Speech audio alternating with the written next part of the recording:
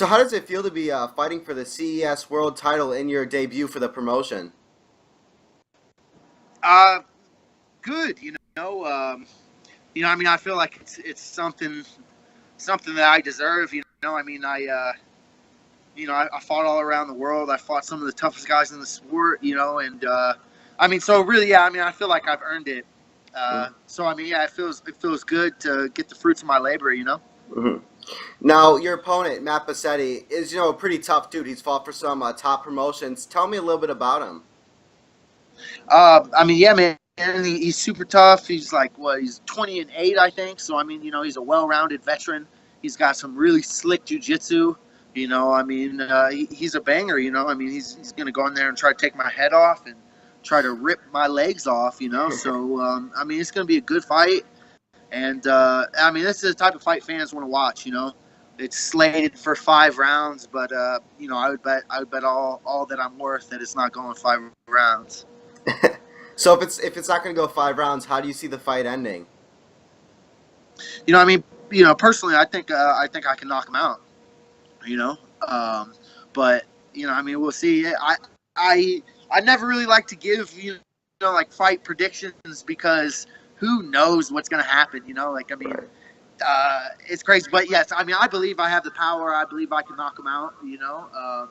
Uh, so yeah, man. I mean, I have to say it's going to be finishing within the first couple rounds. Either him or me are going out.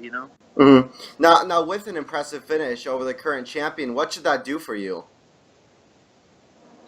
Man, I'm just trying to stay busy, and that's what it'll do for me. I got the record. I have the fights. I got the wins. Man, I just need a couple more big wins against game opponents like Matt. And I'm in the big show. So, I mean, I'm just ready to get this over with and move on to the next part of my life. Hmm. Hmm. Now, how have you been preparing for this fight? Who have you been training with? So I mean, I live in Albuquerque, New Mexico. I train with Latrell Yee MMA, Chris Latrell and Ray Yee. They're great coaches. I've been doing a little sparring at Jackson's MMA. I'm working my strength conditioning with Athlete Ready. A really good strength and conditioning gym there. So man, I've done everything I can, everything I'm supposed to do. So I'm ready just to get in there. Hmm. Now, your last fight, you did suffer a defeat. What did you learn from that fight? Don't cut to 135 and fly to Japan. As you mentioned before, you did fight all over the world. You fought some of the best opponents on the planet. If you could fight anybody or just fight anywhere in the world, where would you want to fight, or who would you want to fight against? Man, I'll be honest with you. I'd really like a rematch against Razul Mirev, the guy I fought in Russia.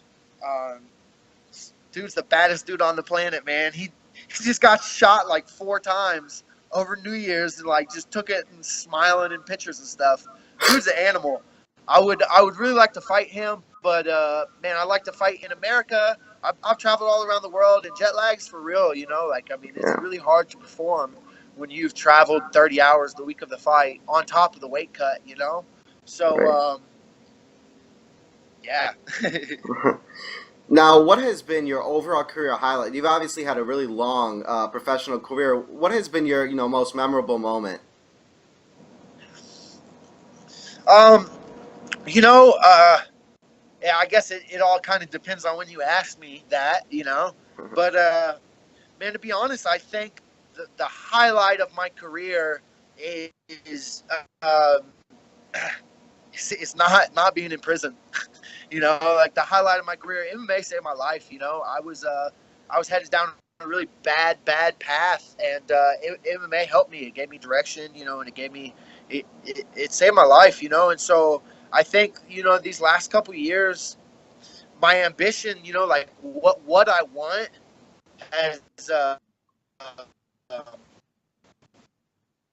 is like has been all I've been thinking about, and I kind of forgot where I'm from, how far I've come. And I mean, uh, so I mean, that's what I say, man. The fact that I'm still here, the fact that I'm still fighting, the fact that I'm not in jail, the fact that I'm actually, what I would consider to be a pretty decent human being, man. That's my career highlight. Um, I'm really lucky to have found something that helped me change my life.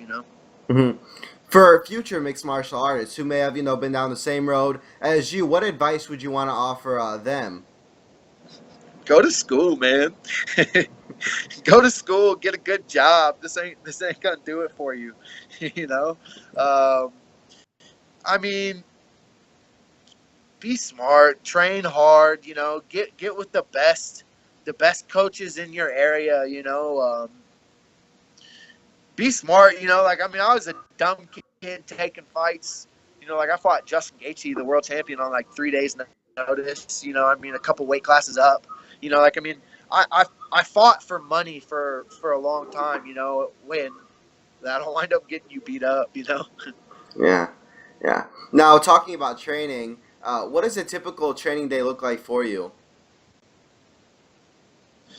I mean, it all depends on the day, but you know, I normally come in at 9 a.m. here to Latrell Yi MMA. Come in at 9 a.m.